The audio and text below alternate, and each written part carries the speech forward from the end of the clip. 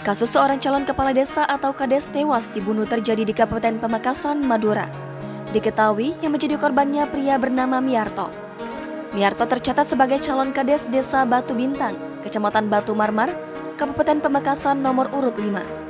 Sementara pelakunya hingga kini masih menjadi misteri. Berdasarkan informasi yang beredar, pembacokan itu terjadi di Desa Lesong Daya, tepatnya di timur Pasar Batu Bintang. Akibat pembacokan itu, korban meninggal dunia di lokasi.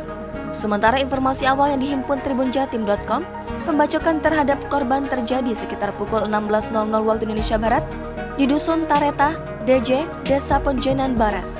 Sore itu, Miarto mengendarai motor dari arah timur Jalan Desa Ponjenan Barat. Setiba di jalan tersebut, tiba-tiba korban dibacok orang tak dikenal. Usai dibacok, korban mengalami luka di bagian leher dan hampir putus. Kasubag Humas Polres Pamekasan, AKP Nining Dia menjelaskan, saat ini Satreskrim Polres Pamekasan melakukan penyelidikan di lapangan terkait peristiwa pembacokan itu.